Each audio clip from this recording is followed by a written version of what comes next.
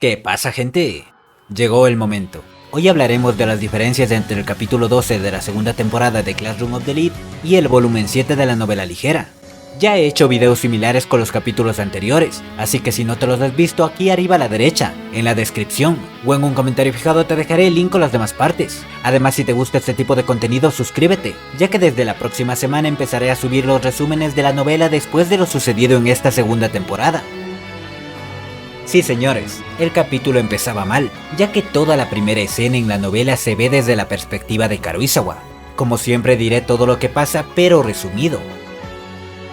A Karuizawa no era el frío que envolvía su cuerpo lo que la aterrorizaba, sino el frío que envolvía su corazón.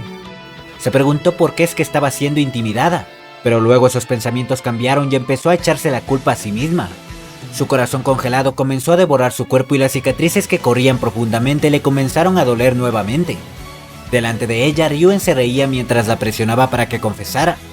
Karuizawa sabía que si hablaba podría salvarse, pero solo momentáneamente.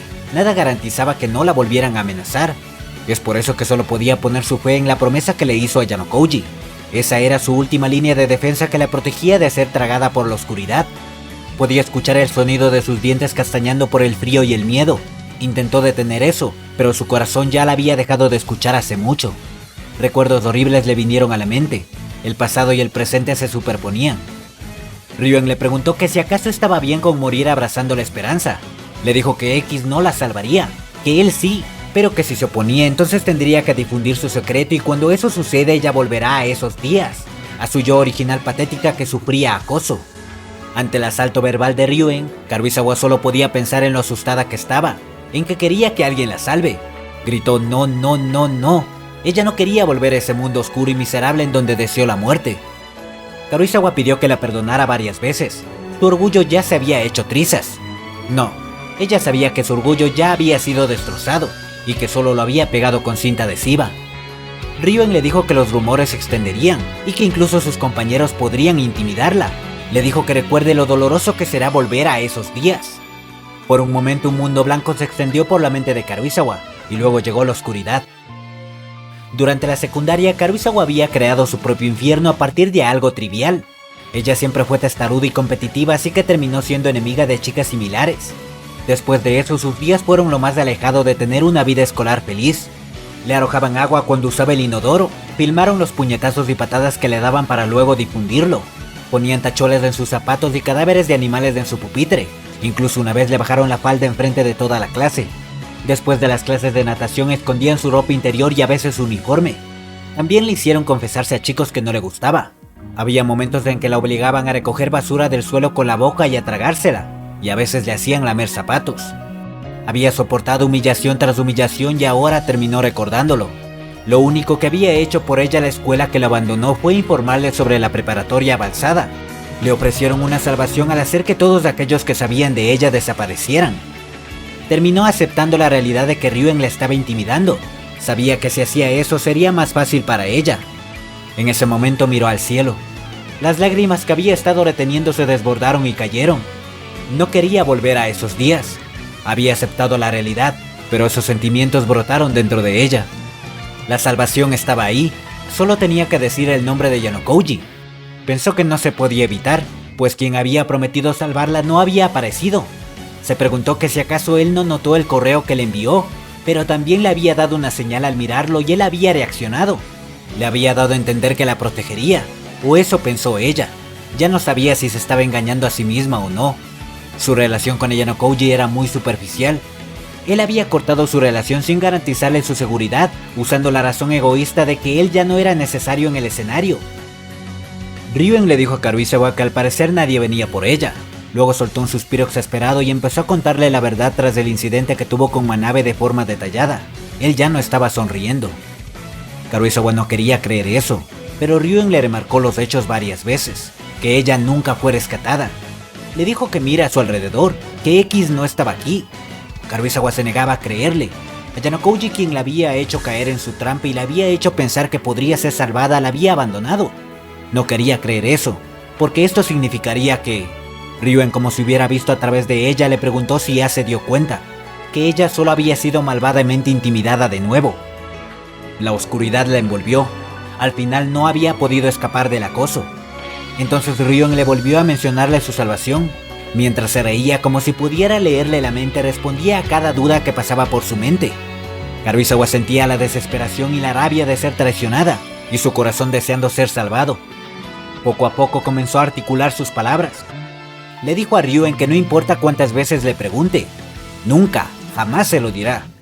Con esto la sonrisa de Ryuen se congeló, y al mismo tiempo Karuizawa sintió como si un rayo de luz atravesara los cielos nublados. El mundo no había cambiado ni un poco, pero había llegado a una conclusión. Algo en lo que necesitaba poner su fe sin importar qué. No eran ni las palabras de Ryuen, ni la existencia de Ayano Koji.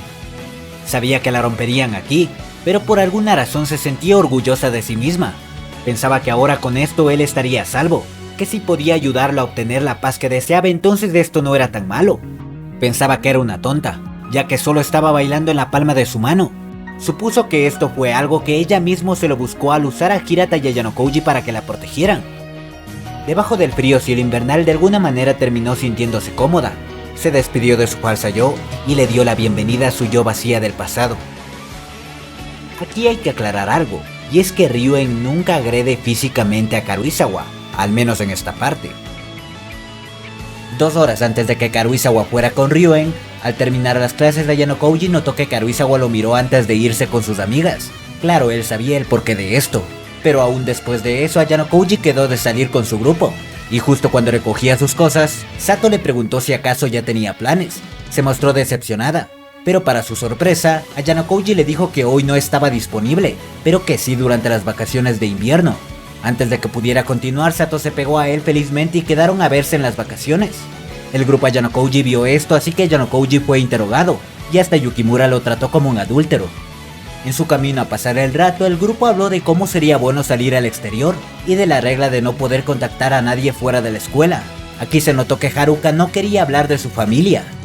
En la novela, la conversación entre Ayano Koji y Chabashira empieza con Ayano Koji preguntándole a Chabashira por qué es que estaba obsesionada con la clase A.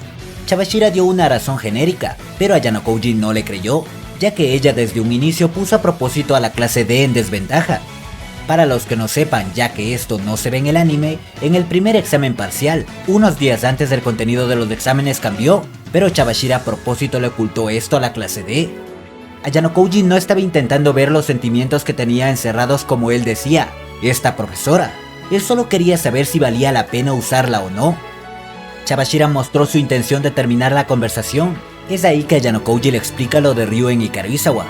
Cuando Chabashira se niega a ayudar a Ayano Koji, este la amenaza con sabotear la clase D si lo rechazaba, pero ella aún así se negó obstinadamente. Es entonces que Ayano Koji le dice que nunca tuvo la intención de pedirle ayuda, que simplemente estaba molestándola. La idea de confiar en esta maestra nunca estuvo en sus cálculos. Luego de eso, Ayano Koji y Chabashira observaron la situación un poco lejos de las escaleras que llevaban a la azotea. Ayano Koji ya tenía una idea de lo que sucedía, solo había un pequeño cambio en lo que previó. Karuizawa no había cedido de inmediato. Ayano Koji empezó a charlar con Chabashira. Básicamente hablaron de cómo los profesores tenían ciertas restricciones. Recordaron cuando Chabashira le vendió un punto para el examen de Sudo. Ayano Koji se dio cuenta de que los profesores no podían hablar de casos como estos a menos que cumplan ciertos requisitos, y que el dinero que les pidió Chabashira en ese entonces no es algo que ella decidió, sino algo que la escuela ya había previsto. Después de esa conversación, Ayano Koji decidió que era hora de actuar, así que le envió un correo a cierta persona y le dijo a Chabashira que tenía la intención de ir él mismo a la azotea. Chabashira se mostró sorprendida ante esto. Entonces Chabashira le dijo que pueda que él tenga un malentendido. Dijo que el presidente Sakayanagi le habló de él, que era alguien a quien debían proteger, alguien que fue criado en un ambiente sin amor. Dijo que ella y el presidente Sakayanagi llegaron a una conclusión, hacer que Ayano Koji se apegue a esta escuela y que desee permanecer aquí, que por eso lo pusieron en la clase D, para que tenga un objetivo. Ayano Koji reconoció que su conclusión no fue equivocada, pero dijo que lastimosamente él no era el tipo de persona que se preocupa por esas cosas. Añadió que no era imposible que la clase D llegue a la A, que Horikita unirá a la clase con el tiempo. Chabashira dudaba de que Horikita fuera capaz de eso. Bueno, Ayano Koji sabía que para Chabashira, Horikita solo era un medio para acercarse a él. Ayano Koji había traído a Chabashira para hacerle ver que en verdad él estaba abandonando el conflicto entre clases. Entonces la persona que llamó llegó. Ahora no había problema si Chabashira se iba. Cuando Manabu aparece, en la novela Yanokouji le dice a Manabu que un tiempo después de que él suba a la azotea, él vaya a las escaleras y vea a los estudiantes que bajen para que sean conscientes de su presencia. En la novela Yanokouji no dice de qué se trata la promesa que le hizo a Manabu, solo dice que hicieron una promesa. También ese intercambio entre Chabashira y Manabu no existe. Cuando Yanokouji se encuentra con Albert, a Yanokouji lo provoca diciéndole que sin él presente destruirá a Ryuen. En la novela Ishizaki se muestra muy dudoso de que Yanokouji sea X, y por otro lado Ibuki rechaza muchas veces que Yanokouji sea X. Cuando Yanokouji muestra el coreo de Karuizawa, Ibuki otra vez interfiere y Ryuen le pregunta que por qué se negaba a creerle. Ahí Ibuki explica lo sucedido en la isla desierta, sobre cómo Yanokouji confió en ella ciegamente. Luego Yanokouji explica su punto de vista de la isla desierta, en la novela explica todo más a detalle. Aún así Ibuki no le creía y ya Ryuen estaba exasperado. Cuando Yanokouji dice que no tenía ningún truco preparado, le dijo a Ryuen que con esto debería estar satisfecho. Ryuen le dice que no le diga algo tan anticlimático. Agarró el brazo de Karuizawa y la arrastró a la fuerza.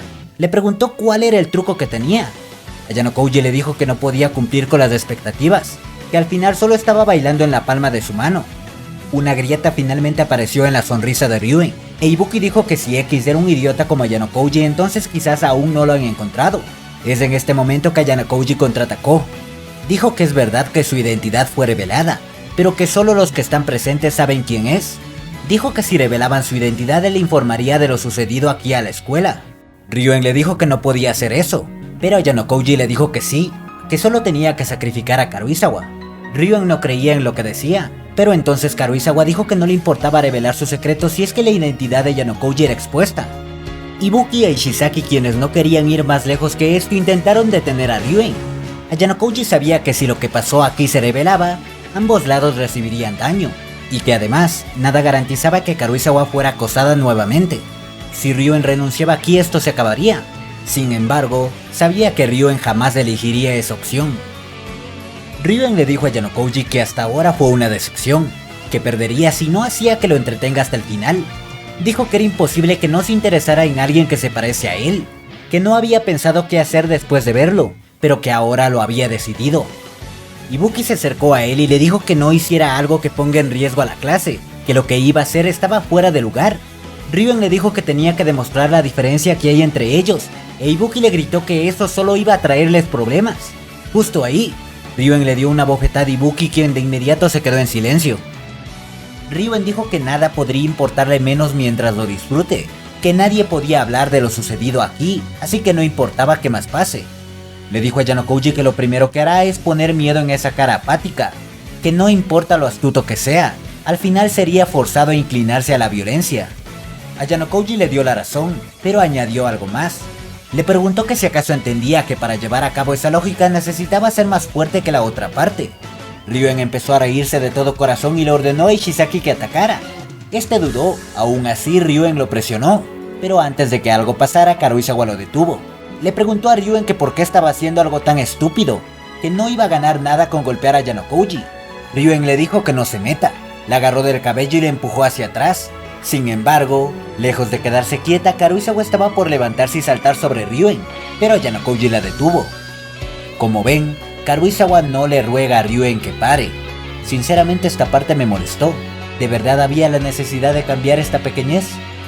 En la novela, cuando Ishizaki ataca, a Yanokouji le agarra el puño con su mano derecha y le dice que se tome esto en serio. Luego le aprieta el puño haciéndolo arrodillarse del dolor. Albert, quien se dio cuenta de la situación, se acercó por detrás a Yanokouji y le lanzó un puñetazo. A Yanokouji agarró el puño de Albert con su mano libre. Como esperaba, le dolió. En ese momento liberó a Ishizaki, quien agarró su brazo adolorido. A Yanokouji, reconociendo el peligro que Albert implicaba, esquivó los demás ataques. Viendo la oportunidad, contraatacó con un golpe al abdomen sin contenerse. Hubo un ligero cambio en la expresión de Albert, pero nada más. A Yanokouji apuntó al plexo solar. Albert se dio cuenta de eso, así que torció su cuerpo para evadir el ataque. Pero Yanokouji lo vio venir, así que usó la punta de su mano para golpearle en la garganta.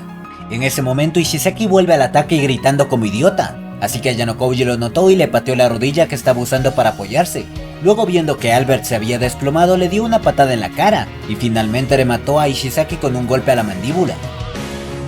En la novela, en la pelea contra Ibuki, hay un pequeño intermedio en donde Ibuki le pregunta a Yanokouji quién era él. a lo que Ayanokouji le pregunta que si acaso no podía creerle aún con lo que ha visto. Ibuki entonces salta hacia adelante y ahí Ayanokouji cierra la distancia entre ellos, le agarra por el cuello y la golpea contra el suelo. Seguido dijo que la violencia no era algo que Ryuen y su grupo hayan monopolizado. Cuando Ryuen se lanza al ataque, este intenta golpear a Ayanokouji con su puño izquierdo, luego con el puño derecho. Ayanokouji lo esquivó e iba a contraatacar agarrándole el cabello, pero Ryuen le golpeó el brazo. Sin embargo, Ayanokouji acertó una patada a las costillas de Ryuen, quien se distanció para evitar que lo continuara atacando. Luego, sonriendo, volvió al ataque.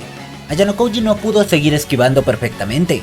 Le era fácil contraatacar, pero en su lugar aceptó los golpes. Ryuen le preguntó a Ayanokouji que por qué no se defendía y seguido se da las conversaciones en donde Ayanokouji dice que no se imaginaba perdiendo y la otra en donde Ryuen dice que nunca ha sentido miedo. En el anime después de esto vemos lo que en la novela es el prólogo del volumen 7 de la novela ligera que está centrado en Ryuen. Fue durante la primaria que Ryuen notó que no era normal. Durante una excursión encontró una enorme serpiente.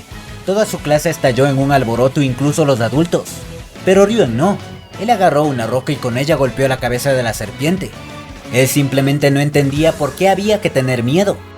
Ese fue su primer contacto con su lado oculto.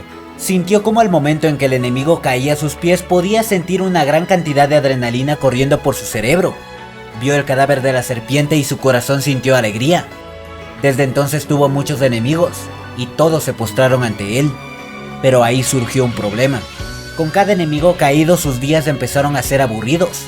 No había alguien capaz de golpearlo y llegó a pensar que si había algo que podría vencerlo, eso solo sería la muerte. Después de que Ayanokouji le dice a Ryuen que le muestre ese miedo del que tanto habla, Ryuen acertó una patada derecha al abdomen, continuó apuntando al mismo lugar. Luego con su brazo derecho acertó un golpe a la rodilla provocando que Ayanokouji cayera de espaldas. Ayanokouji sabía que el miedo es causado por dolor. Sabía lo miserable y aterrador que era ser derrotado, pues él había visto a mucha gente derrumbarse frente a sus ojos innumerables veces. Pero después de un tiempo, dejó de ser miedo, y simplemente sintió frío, porque se dio cuenta de que no importaba cuánto sufrimiento o desesperación pasen los demás, él nunca tendría que experimentar eso, ya que mientras posea los medios para protegerse todo estaba bien. Sabía que mientras él esté a salvo significaba que era el vencedor. Ryuen concentró sus ataques al abdomen. Ayanokouji había pensado dejar que Ryuen domine y luego, con contraataques, destruir su espíritu. Sin embargo, no había señales de que esto diera frutos.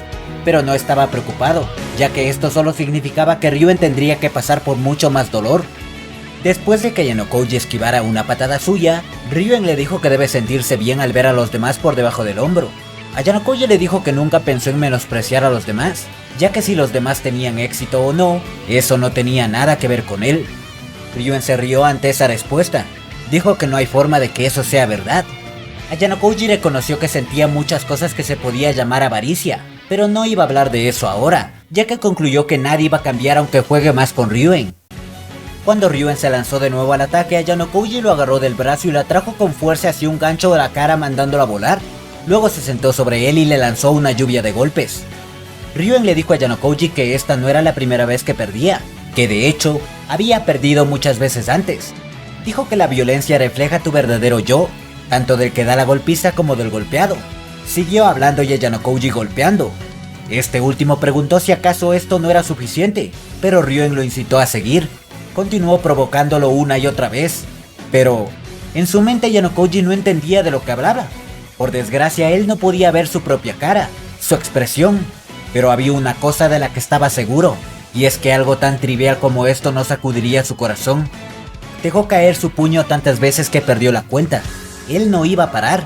Derecha luego izquierda. Entonces con el tiempo al fin la cara de Ryuen se contrajo. Ayanokouji en su mente le preguntó a Ryuen si ahora lo veía, que el miedo de verdad existía dentro de él.